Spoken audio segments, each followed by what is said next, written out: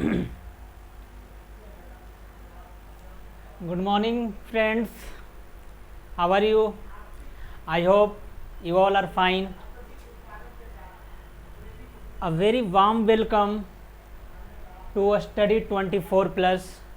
Study 24 Plus आपका स्वागत करता है और मैं आपको एक इन्फॉर्मेशन दे दूं क्लास स्टार्ट करने से पहले। और वो इन्फॉर्मेशन ये है कि हमारा जो कोर्स होगा, हमारा जो पेड कोर्स है, वो 3 अगस्त से लॉन्च हो जाएगा। वहाँ से 3 अगस्त से आप उसको परचेज कर सकते हैं और इन सारे प्रोग्राम्स का, इन सारे सब्जेक्ट्स का आप वहाँ पे सारा एक जगह उसका कंपाइलेशन आपको मिलेगा। सारा एक जगह कंपाइल करके आपको 3 अगस्त से मिलेगा। यानी उसका सारा का सारा जो सारे सब्जेक्ट के सारे टॉपिक्स का जो संग्रह है आपको एक जगह 3 अगस्त से मिलने लग जाएगा। अभी क्या है, अभी कभी मैथ्स का आ रहा है, तो कभी इंग्लिश का आ रहा है, तो कभी आपका सोशल साइंस का आ रहा है, बट 3 अगस्त से सारा आपको एक जगह मिलने लग जाएगा। और आप एक फ़र्क तो महसूस करेंगे माय डियर, ये मुझे उम्मीद नहीं बल्कि पूर्ण विश्वास है कि आप एक जो फ़र्क है वो महसूस करेंगे। इसका ये मतलब हम नहीं बोल रहे हैं कि हम लोग सबसे बेहतर पढ़ाते हैं, बट तरीका अलग है। पढ़ा सेम चीज़ रहे हैं, पढ़ाने का तरीका अलग है, टेक्निक अलग है और एट द सेम टाइम ये टेक्नोलॉजी ड्रिवन है। हम लोग तकनीक का यूज करके पढ़ा रहे हैं। अब हम जब आगे चलें तो आगे चल हम आपको इंट्रोडक्शन वाले क्लास में ये हमने बताया था कि ये जो इंग्लिश है, एक चीज़ और मैं बता दूं कि मैं आपको ये नहीं बोलूँगा कि ये आप जानते होंगे, वो आप जानते होंगे। हम ये मान के चल रहे हैं आप कुछ नहीं जानते हैं, बिकॉज बिहार बोर्ड के बच्चे हैं। इसका मतलब ये हम नहीं बोल रहे हैं कि बिहार बोर्ड के बच्चों को इंग्लिश आता ही नहीं है। बिहार बोर्ड के बच्चे भी ब्रिलियंट हैं, लेकिन मोस्ट ऑफ द स्टूडेंट के केस में ऐसा नहीं है और उनको थोड़ा सा परेशानी होता है। तो ये हम नहीं बोलेंगे कि आपको ये आता होगा, वो आता होगा। बिल्कुल शुरू से हम लोग शुरू करेंगे, स्टार्ट से ही स्टार्ट करेंगे। और सबसे पहले जैसा कि हमने इंट्रोडक्शन के क्लास में आपको बताया था कि एक चैप्टर लेके हम बहुत जल्द आ रहे होंगे। तो आज का जो स्टडी का जो प्लान है, आज जो हम पढ़ेंगे वो ग्रामर सेक्शन से है और आई hope you will enjoy it. आप पूर्ण आनंद लेंगे, आपको अच्छा लगेगा। तो आज हम बस इंट्रोडक्शन देंगे ग्रामर का, उसके कुछ पार्ट्स को बताएंगे, इससे ज़्यादा नहीं। और फिर से नेक्स्ट वीडियो में हम आपसे लिटरेचर के साथ मिलेंगे। लिटरेचर का एक चैप्टर होगा, उसके साथ मिलेंगे, सप्लीमेंट्री रीडर का। खैर वो बातें बात की है, पहले हम आपको ये बताएं कि ग्रामर सबसे पहले ये समझे कि इंग्लिश है क्या, what the English is it a subject, क्या एक सिर्फ विषय है, और it is a language. In fact ये सब्जेक्ट से ज़्यादा भाषा है, तो दोनों सब्जेक्ट भी है, लैंग्वेज भी है, लेकिन भाषा, जहाँ भाषा की बात आ जाए तो फिर वो थोड़ा उसका जो यू कैन से कि जो पूरा का पूरा जो उसका विस्तार होता है वो थोड़ा ज़्यादा हो जाता है। यानी उसमें थोड़ा ज़्यादा हमें पढ़ना पड़ता है। लैंग्वेज है ही ऐसा। जैसे सोशल साइंस अगर हम पढ़ रहे हैं या कोई और हम पढ़ रहे हैं मैथ्स, तो उसका एक वो है कि इतना ही पढ़ना है। बट इसके क्या होते हैं, काफ़ी डायनेमिक है, चेंजेज आते रहते हैं। एक डायनेमिक सब्जेक्ट है, चेंज बहुत आते हैं। तो इन सारे चीज़ों से खुद को अपडेट रखना है। एट द सेम टाइम सबसे पहले हम ये जानें कि इंग्लिश है क्या। तो जैसा अभी हमने आपको बोला कि इंग्लिश जो है एक सब्जेक्ट तो है ही, एट द सेम टाइम ये लैंग्वेज है। लैंग्वेज का मतलब समझ में तो आ ही रहा होगा, भाषा। हिंदी में भी आपने पढ़ा होगा भाषा क्या होता है। भाषा एक माध्यम है। जैसे सपोज अभी हम आपको बताएं, suppose 2 persons are there, one is a and second is b. एक ए है और दूसरा बी है। अगर ए को अपने कुछ बात को बी तक पहुंचाना है, अगर ए को बी से इंटरेक्ट करना है, कम्युनिकेट करना है, देन हाउ विल ही और सी कम्युनिकेट। वो कैसे कम्युनिकेट करेगा? तब तक कम्युनिकेट नहीं कर पाएगा जब तक उसको लैंग्वेज का ज्ञान नहीं होगा, और दोनों का लैंग्वेज जब तक कॉमन नहीं होगा। दैट मीन्स ए वही लैंग्वेज बोले जो बी को समझ में आए और बी उसी लैंग्वेज में रिप्लाई दे जो ए को समझ में आए। यानी ये चीज़ होने लग जाएगा तो कम्युनिकेशन फिर वहाँ पे होने लग जाएगा, कम्युनिकेशन वहाँ पे कंप्लीट होगा। और इस पूरे कम्युनिकेशन के ड्यूरेशन में दरमियान में हम देखेंगे कि लैंग्वेज जो है हमारा एक मीडियम का काम कर रहा है, एक साधन का काम कर रहा है, एक मीन का काम कर रहा है। यानी एक मीडियम है, एक साधन है, एक माध्यम है जिससे हम एक अपने विचार को एक जगह से दूसरे जगह पहुंचा सकते हैं। जैसा हिंदी में हमने ये भी पढ़ा होगा कि भाषा दो तरीके का, लिखित भाषा, मौखिक भाषा। जब हम अपने विचारों को लिख के पहुंचाते हैं, रिटन फॉर्म में पहुंचाते हैं, तो लिखित भाषा का टाइप हो जाएगा। जब हम बोल के पहुंचाते हैं तो वो फिर हमारा स्पोकन इंग्लिश या मौखिक भाषा का वो पार्ट हो जाएगा। खैर, ये सब बातें बात की। सबसे पहले ये कि ग्रामर क्या है। अब चूंकि हमको किसी भाषा को हम तब तक नहीं सीख सकते, यानी हम ये समझे पहले, भाषा से पहले अगर हम ये समझे कि सपोज एज वी नो कि हम में से most of the people cricket के मैच देखते होंगे। Suppose we start seeing a match of cricket. अगर हम लोग क्रिकेट का मैच देखते हैं तो वहाँ पे क्या होता है, पूरा का पूरा जो एक स्टेडियम के अंदर चल रहा होता है वो एक वेल डिफाइंड रूल के अंतर्गत चल रहा होता है। क्या होता है, suppose it is a pitch, यहाँ से बैट्समैन है, यहाँ इधर से बॉलर बॉल लेके अपने रनअप पे जाता है, बॉल करता है, बैट्समैन हिट करता है, हिट करने के बाद जैसे ही इस फेंस को, इस बाउंड्री लाइन को क्रॉस करता है तो हम इसको बोलते हैं 4 हो गया। क्यों 4 हो गया? इट इज़ बिकॉज इस क्रिकेट गेम का एक रूल है और उस रूल के तहत अगर इस बाउंड्री लाइन को अगर वो पार करे, अगर क्रॉस करे, अगर वो बॉल डेड बॉल ना हो तो वो एक्सेप्शन है, उसको आप समझ लेंगे। अगर ये लीगल बॉल है या नो बॉल भी है तो ये हमको क्या मिलेगा, 4 रन देके जाएगा। एट द सेम टाइम यानी किसी भी गेम का, यानी किसी भी लैंग्वेज का भी अपना एक रूल होता है और उसी रूल के तहत वो बंधा हुआ होता है। जिस तरीके से क्रिकेट में कुछ रूल्स हैं और उस रूल्स के तहत ही सारे चीज़ को हम क्या कर रहे हैं, क्रिकेट का जब गेम खेलते हैं तो रूल के तहत ही हम खेलते हैं। अगर रूल के अगेंस्ट में कोई जाने का कोशिश करता है तो हम बोलते हैं बेईमानी कर रहे हो। ऐसा क्यों बोलते हैं? ऐसा इसलिए बोलते हैं बिकॉज वो रूल के अपोजिट जा रहा है, उसके अगेंस्ट में जा रहा है।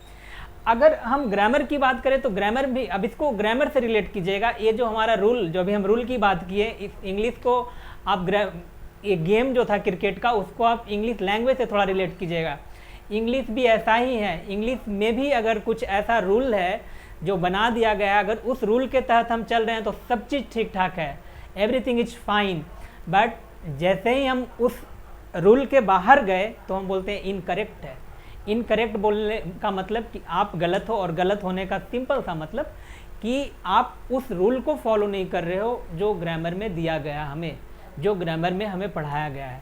तो किसी भी लैंग्वेज का अपना एक रूल होता है और उसी रूल को हम लोग ग्रामर बोलते हैं माय डियर। और ग्रामर जो है, ग्रामर इसलिए इम्पॉर्टेंट हो जाता है क्योंकि इसका अलग अलग डोमेन है।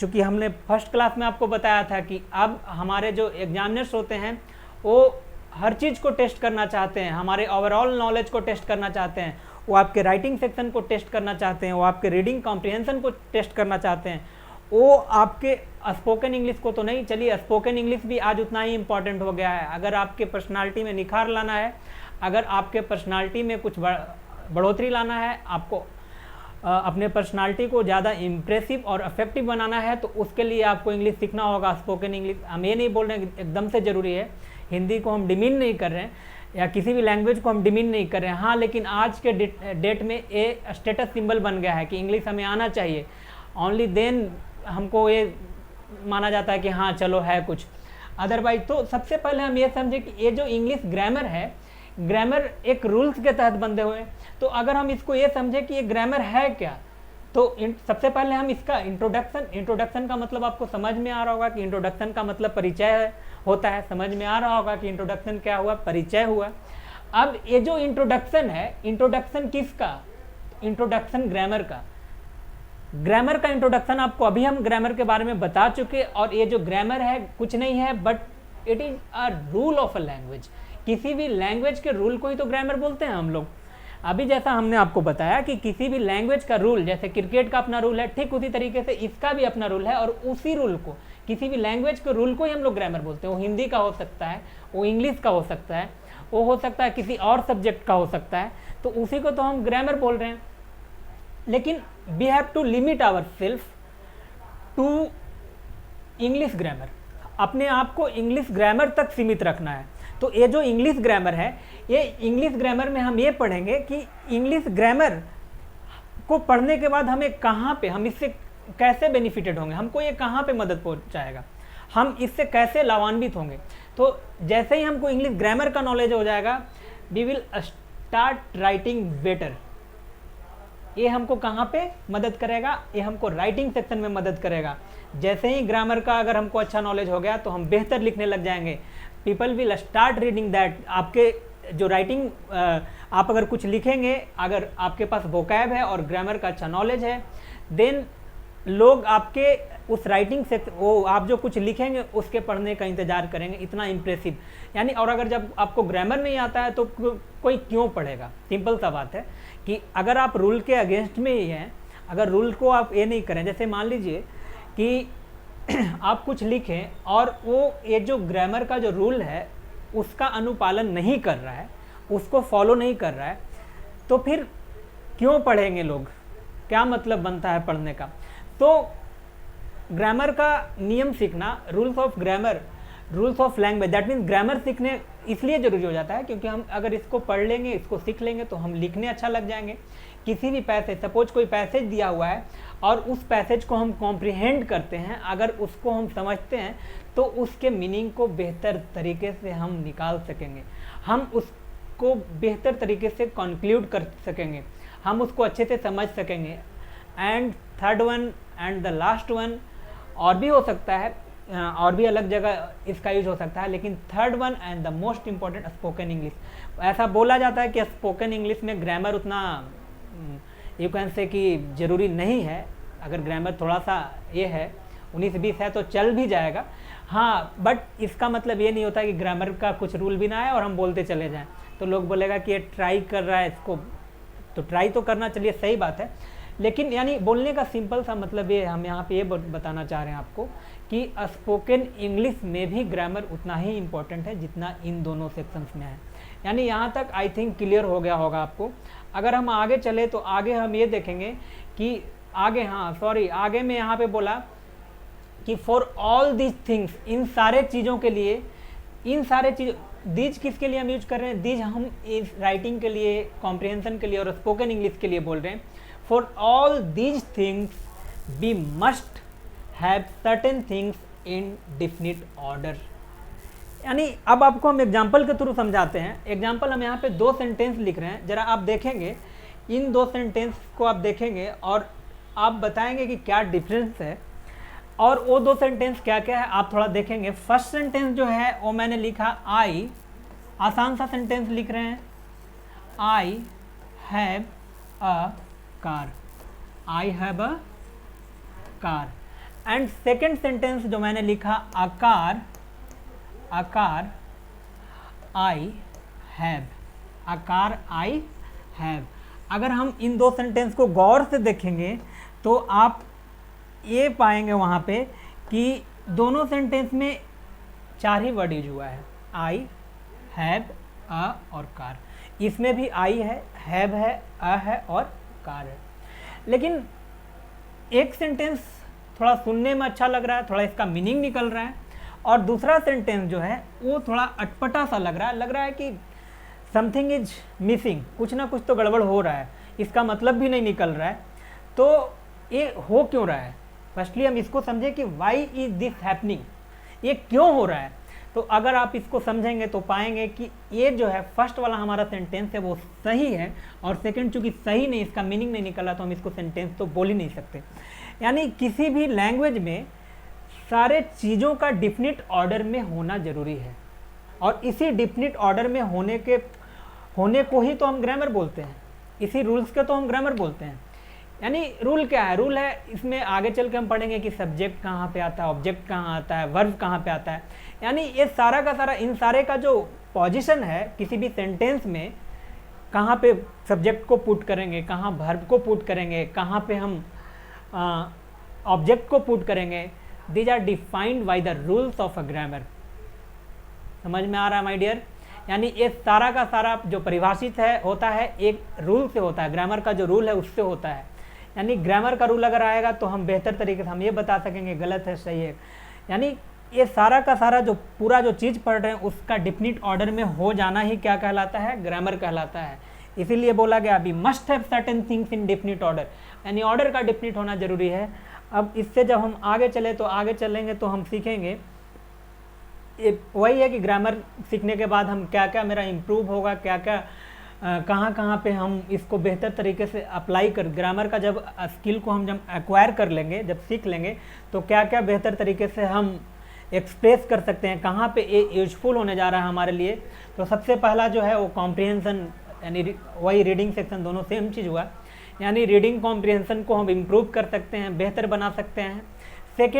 सेकंड जो हमारा वो राइटिंग सेक्शन में जो हमारा लेटर है, जो हमारा एप्लीकेशन है, जो हमारा स्पीच है, these all things will improve if we have a good knowledge of grammar. अगर हम लोगों के पास ग्रामर का गुड नॉलेज है तो ये सारा का सारा चीज़ हम इम्प्रूव कर लेंगे, ये सारा का सारा चीज़ हम सुधार लेंगे और एक यू कैन से कि इम्प्रेसिव लिखने लग जाएंगे, एक अफेक्टिव, यानी लोग क्या होगा, अट्रैक्टिव लिखने लग जाएंगे, लोग को वो अपने तरफ अट्रैक्ट करेगा, हमारा जो राइटिंग होगा वो लोगों को अट्रैक्ट करने लगेगा। People will you can say कि डाई फॉर रीडिंग के लिए, आपके राइटिंग को रीड करने के लिए वो एकदम से इंतज़ार कर रहे होंगे, दे विल वेट। अगर आप एक वैसा प्रोफेशनल राइटर बन गए तो, और प्रोफेशनल राइटर तभी बन सकते हैं जब आपका ग्रामर बहुत अच्छा होगा। तो अब आगे चलते हैं तो हम ये देखते हैं कि ये जो ग्रामर है अल्टीमेटली करेगा क्या। तो ग्रामर जो है अल्टीमेटली क्या करने जा रहा है, इट विल पॉलिश, क्या करेगा, पॉलिश कर देगा। क्या पॉलिश करेगा, तो it will polish the overall language knowledge, हमारा जो लैंग्वेज का जो ओवरऑल नॉलेज होगा उसको पॉलिश कर देगा, उसमें चमक ला देगा, उसको और बेहतर कर देगा। यानी ग्रामर इसलिए भी इम्पॉर्टेंट है बिकॉज ये क्या करेगा, हमारे लैंग्वेज के जो नॉलेज को क्या करेगा, पॉलिश कर देगा। सो यू कैन से कि इसको तो सीखना ही पड़ेगा, it is the most important thing और मस्ट डू थिंग है हमारे लिए, और हमें करना चाहिए और करेंगे इनफैक्ट, और बहुत अच्छे तरीके से करेंगे, धीरे धीरे करेंगे, पूरा करेंगे। बिकॉज एकदम से जीरो लेवल से चलेंगे, हम ये नहीं बोलेंगे आपको आता है, जैसा मैंने पहले बोला कि आप ये जानते होंगे, that will not be told here, वो नहीं बोला जाएगा। हम ये मान के चल रहे हैं आपको नहीं आता और हम तुम जीरो से स्टार्ट करेंगे। चलिए आगे चलते हैं। तो इंग्लिश, जैसा हमने पढ़ा कि इंग्लिश क्या है, लैंग्वेज है, और किसी भी लैंग्वेज को बोलने के लिए, किसी भी लैंग्वेज को पढ़ने के लिए हम क्या करते हैं, हमारे किसी भी लैंग्वेज को सीखने के लिए हमारे मुँह से साउंड निकलता है। क्या होता है, सबसे पहले हम ये समझें कि two persons are there, one is Ram and second one is Shyam. जैसे ही राम ने श्याम को कुछ बोला और श्याम उसको समझ के वापस रिप्लाई कर रहा है। राम क्या करा, श्याम को कुछ बोला और श्याम जो है उस बोले हुए शब्दों को, उस बोले हुए वाक्यों को, या हम ये बोल ले कि राम का जो विचार था उस विचार को वो क्या किया, उसको समझा, उसको समझने के बाद वो वापस रिप्लाई करता है। तो जब रिप्लाई, श्याम भी जब राम को रिप्लाई करता है तो इस तरीके से एक कम्युनिकेशन हो जाता है, यहाँ पे हमारा कम्युनिकेशन कंप्लीट होता है। यानी लैंग्वेज के होने मात्र से क्या हो रहा है, कम्युनिकेशन हो पा रहा है। अगर लैंग्वेज का हमको नॉलेज नहीं होगा तो क्या हम कम्युनिकेट कर पाएंगे। हम जो आपसे बोल रहे हैं और आप समझ रहे हैं, ये दैट इज़ बिकॉज ऑफ हम बोल रहे हैं हिंदी में, आपको भी हिंदी आता है, इसलिए आप हमारे भाषा को समझ पा रहे हैं, इसलिए आप हमारे बातों को समझ पा रहे हैं। अगर हम बोलते हैं स्टडी 24+ के बारे में या जो भी, तो आप इसलिए हम आपसे हिंदी में बात करते हैं क्योंकि हम ये सोचते हैं आपको हिंदी आता है और दोनों का भाषा कॉमन है, तो कम्युनिकेट हम कर जाएंगे। कम्युनिकेशन तब तक पॉसिबल नहीं है जब हमारा क्या होगा, भाषा का समझ नहीं होगा। यानी भाषा जब मेरा कुछ और होगा, आपका कुछ और होगा, तो कम्युनिकेट नहीं कर पाएंगे। कम्युनिकेट हम राम और श्याम इसलिए कर पा रहा है बिकॉज दोनों का लैंग्वेज सेम है। यानी लैंग्वेज जो है, जब दोनों कम्युनिकेट किया, राम कुछ बोला, वो समझ के रिप्लाई किया, तो ये यहाँ पे कम्युनिकेशन का एक जो चेन था वो कंप्लीट हो जाता है। यहाँ पे एक जो चेन है कम्युनिकेशन का वो कंप्लीट होता है। और इस कम्युनिकेशन को करने के लिए राम और श्याम ने जिस मीन्स का, जिस मीडियम का यूज किया, वो क्या है, वो मीडियम हमारा लैंग्वेज है। अभी मैंने बोला वो मीडियम क्या है, लैंग्वेज है। और ये मीडियम जो है, लैंग्वेज एक साधन का काम करता है, जैसा पहले हमने पढ़ा। और ये जो लैंग्वेज है, लैंग्वेज, राम कुछ बोला होगा, यानी उसके मुंह से कुछ साउंड निकला होगा, कुछ ध्वनि, कुछ आवाज़। सपोज हमको कुछ बोलना है तो हम क्या करेंगे, कुछ बोलेंगे तो क्या होगा, हमारे मुंह से कोई साउंड निकलेगा, साउंड निकला। अब उस एक तो क्या है कि उस साउंड को आप समझ गए, और एक क्या है उस साउंड का कुछ इंडिकेशन होता है, कुछ सिंबल होता है, कुछ उसका रिटन फॉर्म होता है। जैसे हिंदी में हम लोग बोलते हैं ना कि किसी भी अपने विचार शब्दों के वर्णों के लिखित चिन्ह को हम लोग, जो हम कुछ बोले ध्वनियों के लिखित चिन्ह को हम लोग वर्ण बोलते हैं, यानी जो साउंड निकला, ध्वनि बोलने का मतलब साउंड, अब उसको लिखित चिन्ह यानी उसका जो रिटन फॉर्म है ना, उसका जो सिंबल है उसी को हम वर्ण बोलते हैं। और वर्ण बोलने का मतलब यहाँ पे अल्फ़ाबेट है, यानी जो साउंड निकला उस साउंड को जब हम लिखने लगे, जब वो एक सिंबल के फॉर्म में, एक रिटन फॉर्म में आ जाए तो उसको हम क्या बोलेंगे, वर्ण बोलेंगे, लेटर बोलेंगे। और इंग्लिश लैंग्वेज में जो 26 लेटर्स हैं, इंग्लिश लैंग्वेज में 26 लेटर्स हैं, उनको जब हम मिला दें तो अल्फ़ाबेट बन जाएगा। जैसे ही हम ग्रुप ऑफ 26 लेटर्स बोले तो ओ अल्फ़ाबेट बन गया, यानी अल्फ़ाबेट क्या है, group of 26 letter. Got it, समझ में आया?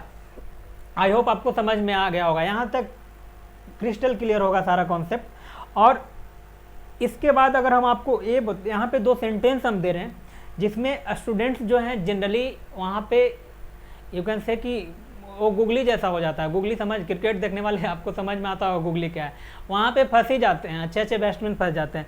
तो ये यहाँ पे वही कॉन्सेप्ट यहाँ पे थोड़ा सा हम रिपीट करते हैं। यहाँ पे आप भी शायद देखिए क्या होता है, आप इसमें फंसते हैं या नहीं। तो देखिए यहाँ पे जैसे हम एक सेंटेंस लिख रहे हैं, C don't know, C sorry doesn't know, C does not know alphabets. First है C does not know alphabets, first sentence. Second sentence एक और लिख रहे हैं, C knows about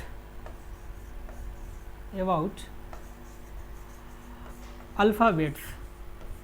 C knows about alphabet, not alphabets, in fact alphabet. ठीक है, अब आप ये बताएंगे कि दोनों सेंटेंस में से किस में गलती है और क्या है।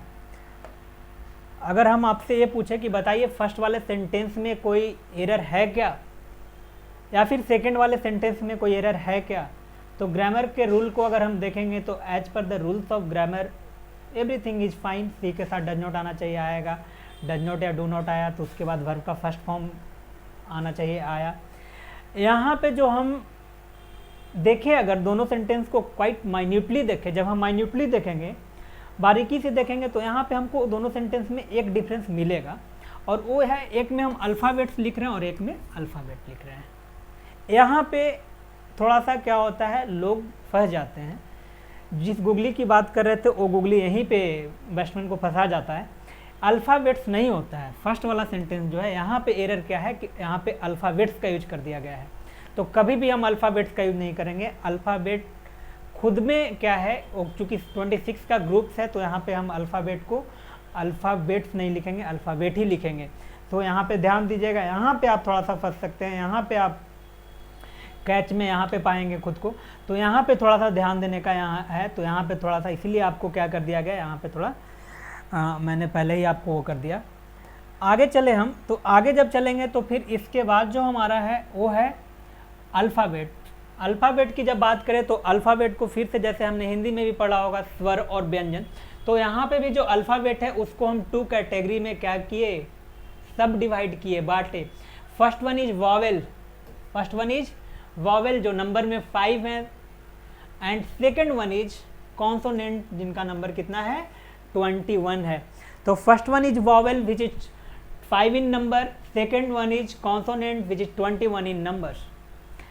अब इसके बाद ये यहाँ तक अल्फ़ाबेट यानी ये जो 26 लेटर्स हैं, इनको हम क्या करेंगे, पूरे के पूरे इंग्लिश लैंग्वेज में हम इनको यूज कर रहे होंगे, और पूरा का पूरा इंग्लिश जो है इन्हीं से बना है। अब हम आगे चले, जब हम इसी इंग्लिश के अपने यात्रा को जब हम आगे बढ़ाएंगे तो हम क्या पाएंगे कि पार्ट्स ऑफ स्पीच की जब हम बात कर रहे हैं, तो इंग्लिश में जो भी हम शब्द यूज करेंगे, जो भी वर्ड यूज करेंगे, वो कहीं ना कहीं इन्हीं किन्हीं कैटेगरी में फॉल करेगा, यानी इन्हीं किन्हीं में से कुछ होगा।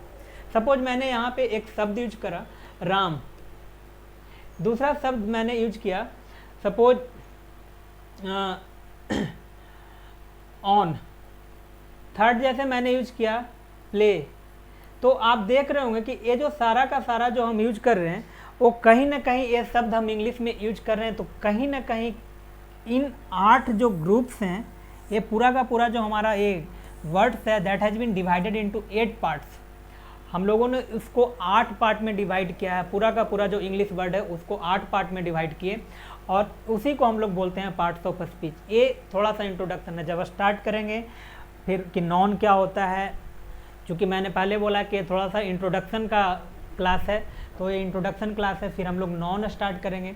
तो हम नॉन को आज नहीं स्टार्ट करेंगे, नॉन को थोड़ा सा हम स्टार्ट करेंगे, एक दो क्लास लगेगा। तो नॉन को अभी हमने छोड़ा 2 से 3 क्लास, जो जिससे आपका काम 2 से 3 क्लास में नॉन तो खत्म नहीं होगा, लेकिन उतना हम पढ़ेंगे जितना हमारे लिए मोर देन सफिशिएंट हो। यानी 12th में भी हम इतना पढ़ लें कि 12th का भी हम कर सके। अगर 12th का हम क्वेश्चन कर रहे हैं तो वो भी हमसे हो जाए, इतना सेक्शन को तो हम कवर करेंगे ही। तो अब हम आगे चले, पार्ट्स ऑफ स्पीच में पहला क्या है, नॉन है। तो नॉन में हम अभी नहीं इंटर करेंगे, नॉन को भी हम नहीं पढ़ेंगे। तो नॉन को ना पढ़ के हम क्या पढ़ेंगे अभी, कि नॉन में हम क्या क्या पढ़ेंगे, नॉन में हम क्या क्या पढ़ेंगे। तो नॉन में जो सबसे पहला चीज़ हम पढ़ते हैं वो है हमारा नंबर। नॉन में सबसे पहला चीज़ जो हम पढ़ेंगे वो क्या है, नंबर है। सेकंड चीज़ जो हम पढ़ेंगे वो पर्सन, अभी हम इसको क्लियर करेंगे। देन केस, केस कारक, आपने वहाँ पे भी पढ़ा होगा हिंदी ग्रामर में, हिंदी व्याकरण में, कि कारक, कारक क्या बताता है कि किसी भी शब्द के पोजीशन को बताता है। जैसे मान लीजिए कि राम जब सब्जेक्ट के जैसा यूज होगा किसी सेंटेंस में तो उसको हम लोग नॉमिनेटिव केस बोलेंगे। जैसे ही अब ऑब्जेक्ट के जैसा यूज होने लग गया तो ऑब्जेक्टिव केस। यानी ये बताता है, शब्द के पोजीशन पे बताता है कि ये किसी भी सेंटेंस में किसके जैसा एक्ट कर रहा है, whether it is acting as subject और ऑब्जेक्ट या और भी उसके टाइप्स हैं, उसको हम वहाँ पे करेंगे। तो केस तो अभी हमको पढ़ना नहीं है। फिर है जेंडर। जैसा जेंडर में हम जानते हैं जेंडर आर ऑफ 4 टाइप्स, एक masculine, feminine, common gender and neutral gender. तो these are the types of gender जो कि आगे करेंगे हम लोग। सबसे पहले हम लोग नंबर से स्टार्ट करते हैं। Number, what the number is, maths में भी पढ़ा होगा आपने, नंबर होता क्या है। तो मैथ्स में हम लोग जैसे डिफिनेशन पढ़ते थे, combination of digit is called number, तो उस चीज़ को यहाँ पे अप्लाई नहीं करेंगे। सिंपली नंबर का मतलब हमको यहाँ पे मात्र इतना से लेना है कि वो कोई भी चीज़ जिसको हम काउंट कर सकें। यानी काउंटिंग का जैसे ही ख्याल में कोई हमारा कॉन्सेप्ट आता है काउंटिंग का, तो वो नंबर आगे हो गया। अब एक बड़ा ही बेहतरीन कॉन्सेप्ट है यहाँ पे नंबर का, कि देखिए नंबर क्या है, तो नंबर काउंटिंग को ही तो हम नंबर बोल रहे हैं। अब नंबर में भी 2 हो सकता है, 2 तरीके से हम काउंट कर सकते हैं। जैसे एग्जांपल हम आपको देके समझाएं कि ऐसा देखिएगा,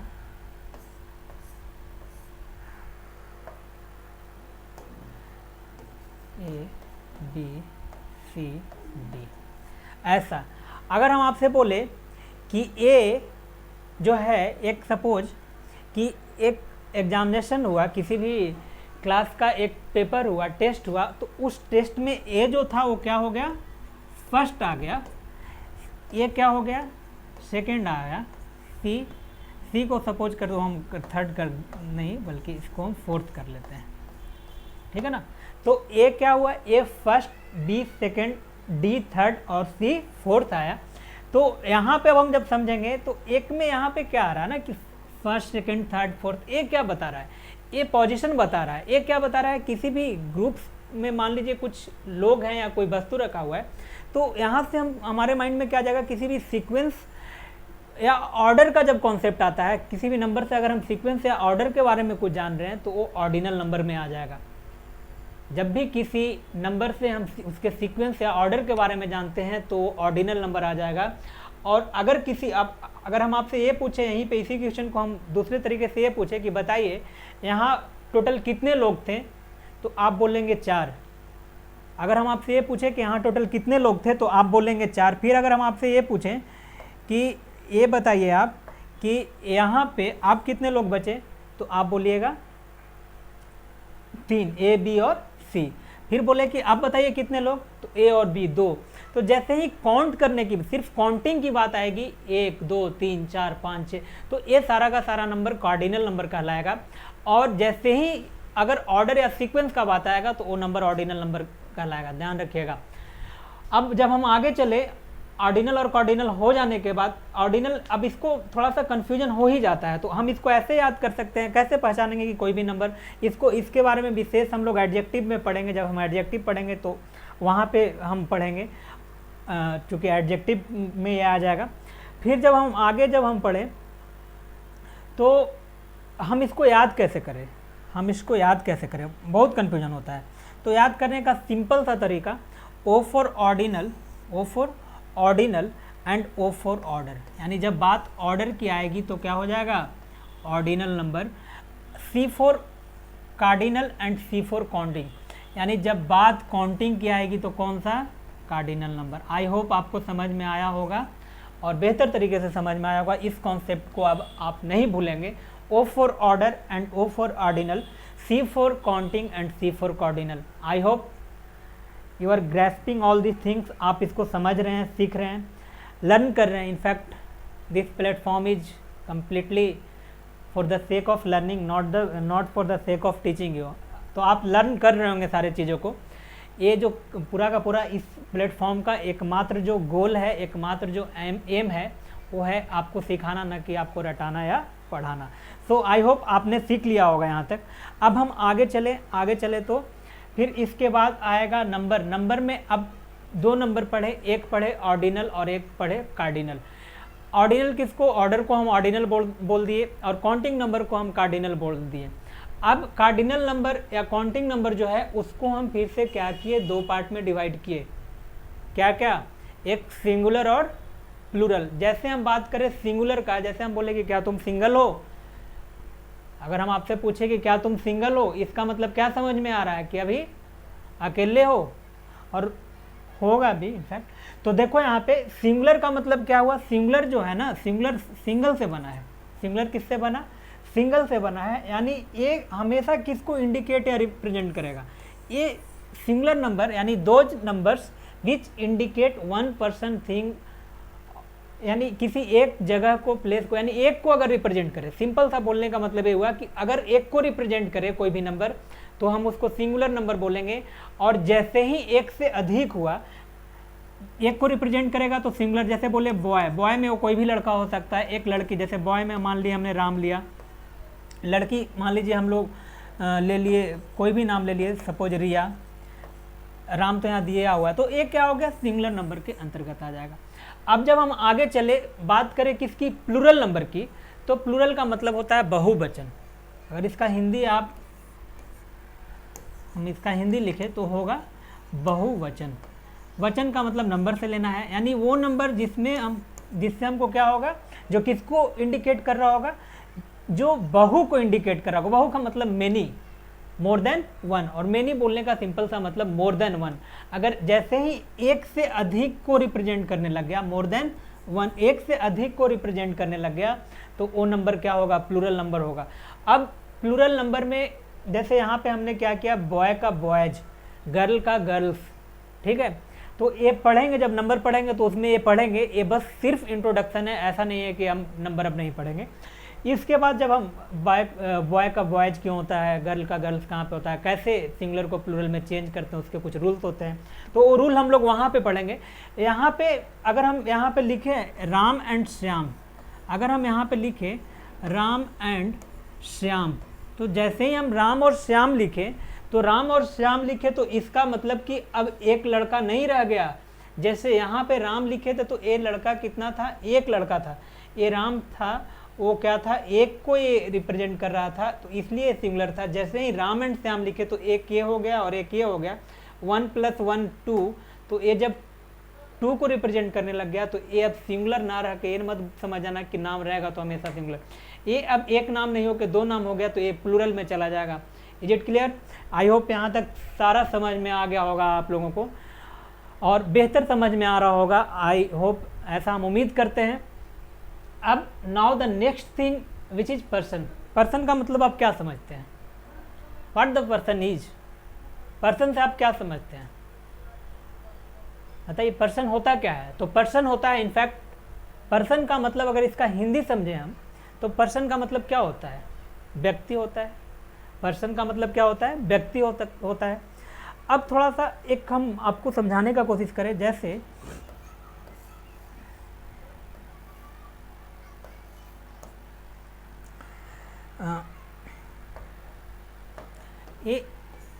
एक पर्सन ए है, second person B and one more person is there which is सी।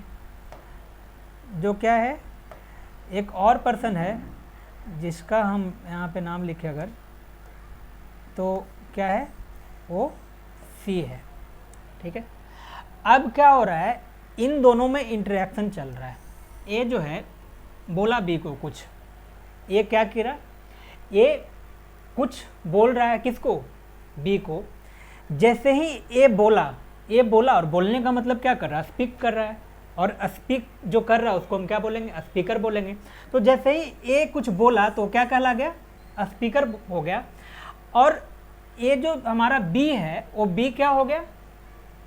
इसके बातों को बी बड़ा ध्यानपूर्वक सुन रहा था। तो जैसे ही बी सुन रहा था, यानी बी क्या हो गया? वो लिसन कर रहा था।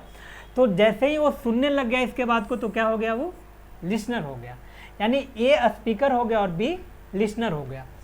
अब ये दोनों बात किसी और के बारे में कर रहा था। बोला सी ना आज क्लास में नहीं आया है, she is not present in class today.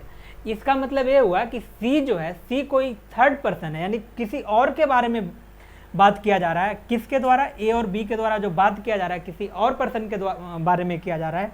यानी सी जो है वो क्या हो गया? Third person. यानी यहाँ से क्वाइट क्लियर होगा कॉन्सेप्ट, जो बोले यानी one who is a speaker is first person. First person वो होगा जो बोल रहा होगा, and one who is the listener जो सुन रहा होगा, सुनने वाला क्या होगा? सुनने वाला सेकंड पर्सन होगा। एंड जिसके बारे में हम बोल रहे होंगे, पर्सन या थिंग बीइंग टॉक्ड अबाउट, जिसके बारे में बात हो रही होगी, वो क्या होगा? थर्ड पर्सन होगा। एक चीज यहाँ पे बोला जाता है, first person is always first person, but that is not. First person is always first person वो नहीं होता है। बोलने का मतलब हम इसको समझा रहे हैं, first person is always first person. इसका मतलब ये हुआ कि ये अगर बोल रहा है तो अभी फर्स्ट पर्सन है, क्योंकि स्पीकर के फॉर्म में अभी है वो, यानी वो जो अभी है स्पीकर है, तो वो क्या हो जाएगा? फर्स्ट पर्सन में चला जाएगा। लेकिन वापस जरा आप सोचिए, अब बी तो इसके ए के बातों को सुन लिया, अब बी क्या कर रहा है? वापस पलट के रिप्लाई कर रहा है कि हाँ वो नहीं आया, लगता उसका तबीयत खराब रहा होगा या कोई वजह रही होगी जिसके वजह से वो नहीं आ पाया। तो जब बी वापस उसको रिप्लाई किया तो बताइए इस बार कौन बोल रहा है?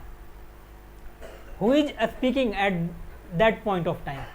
उस वक्त कौन बोल रहा है? तो आपको ये समझ में आ रहा होगा कि उस वक्त बी बोल रहा है। तो यहाँ पे बी क्या हो गया? इस वाले में बी स्पीकर हो गया, और इस समय ये सुन रहा है तो ये लिसनर हो गया। यानी first person is not always first person, वो चेंज होते रहता है, वो सिचुएशन के अकॉर्डिंगली होता है। कभी फर्स्ट पर्सन सेकंड पर्सन हो जाएगा, कभी थर्ड पर्सन। अब मान लीजिए ये इसके बारे में बोल रहा था, ठीक है। अगले दिन क्या हुआ? नेक्स्ट क्लास में ए नहीं आया, नेक्स्ट क्लास में क्या हो गया? ए नहीं आया और ए दोनों आपस में बात करने लग गए। तो सी जो अभी तक थर्ड पर्सन था जिसके बारे में हम बात कर रहे थे, वो नेक्स्ट क्लास में क्या हो गया? अब ए दोनों मिलके इसके बारे में बात करने लग गए। यानी इसका मतलब ये हुआ कि ये जो है बोलने का मतलब सी जो है वो क्या हो गया? यहाँ पे या तो फर्स्ट पर्सन रहा होगा या सेकंड पर्सन रहा होगा, और ये जो होगा थर्ड पर्सन हो गया होगा, क्योंकि सेकंड क्लास में ये एब्सेंट है और इसके बारे में बोला जा रहा है। आई होप आपने समझ लिया होगा। यानी first person is not always first person, वो चेंज होते रहता है सिचुएशन के हिसाब से। वो डिपेंड करता है कि कौन स्पीक कर रहा है और कौन लिसन कर रहा है। सो आई थिंक ये क्लियर हो गया होगा। फिर जब हम आगे चल के पढ़ेंगे प्रोनाउन में, तो प्रोनाउन में फिर हम जब पढ़ते हैं तो प्रोनाउन में एक हमको क्या मिलता है? प्रोनाउन में एक टेबल हम पढ़ते हैं। ये पर्सनल प्रोनाउन है। पर्सनल प्रोनाउन उसको बोलते हैं जो सब्जेक्ट, या इसको सब्जेक्ट प्रोनाउन भी बोलते हैं। यानी जो सब्जेक्ट के जैसा, वो प्रोनाउन जो सब्जेक्ट के जैसा काम करता है उसको हम क्या बोलते हैं? सब्जेक्ट प्रोनाउन बोलते हैं। तो ये जो हमारा है, ये जो पूरा का पूरा ये जो टेबल है, इनफैक्ट ये प्रोनाउन के बाद पढ़ाते तो ज़्यादा अच्छा था, लेकिन इसलिए दे दिया गया कि आप इसको याद कर लीजिएगा। जब एक याद नहीं बल्कि इसको हम बताएंगे भी। अभी सिंपली ये समझिए, जब एक आदमी सिर्फ मैं बोल रहा हूँ तो मैं आई एम अ स्पीकर, यानी इसका फर्स्ट पर्सन का सिंगुलर क्या हो गया, आई हो गया। अगर हमारी पूरी टीम स्टडी 24+ की पूरी टीम यहाँ पे आके बोलने लग जाए तो हम लोग फिर क्या बोलेंगे, हम लोग, यानी बार बार जो हम यूज करेंगे उसके लिए जो टर्म यूज करेंगे वो क्या होगा, हम लोग, वी। तो वहाँ पे क्या हो जाएगा, वहाँ पे फिर स्पीक तो हम पूरे टीम के बिहाफ से कर रहे हैं, हमने पूरे टीम के तरफ से कर रहे हैं, और वहाँ पे उसके लिए जो टर्म यूज कर रहे हैं वो बी है, यानी फर्स्ट पर्सन का प्लूरल क्या हो जाएगा, वी हो जाएगा। सेकंड पर्सन का सिंगुलर और प्लूरल दोनों सेम होता है, जो कि यू है। एक भी सुन रहा होगा तो उसके लिए यूज करेंगे यू, और एक से अधिक यानी एक क्राउड को भी अगर हम एड्रेस कर रहे होंगे तो उसके लिए क्या हम यूज करेंगे, यू करेंगे। एंड थर्ड पर्सन जिसके बारे में हम बात करेंगे वो नहीं आया, वह आज नहीं आया, यानी थर्ड पर्सन में क्या होगा, ही आ सकता है। ही किसके लिए आएगा, जब जेंडर ही और सी जब जेंडर पढ़ेंगे तो वहाँ ही और सी। ही किसके लिए हम लोग यूज करते हैं, मैस्कुलिन के लिए यूज करते हैं। सी किसके लिए यूज करते हैं, फेमिनिन के लिए यूज करते हैं। ईट है, एक आदमी का नाम होगा। तो these are the things which we have studied today. ये इसके बारे में फिर से हम आगे चर्चा करेंगे। सो हम ये बोलना चाह रहे हैं कि हम लोगों को सीखना है, we don't have to mug up the things. हम लोग चीज़ों को रटेंगे नहीं, मगअप नहीं करना। मगअप करने का मतलब हम उसको रट्टा मारेंगे नहीं, एकदम से लग गए बैठ के कैसे, सारा चीज़ क्लियर होगा, क्वाइट क्लियर होगा। आज इन सारे चीज़ों को पढ़ने के बाद आप देखेंगे कि एक डिफरेंस था, तो वही चीज़ पहले से भी हमको बहुत से लोग जानते होंगे, बट हम लोग क्या करेंगे, बस उसको प्रेजेंट दूसरे तरीके से करेंगे। सो आई होप आप सबों को समझ में आया होगा।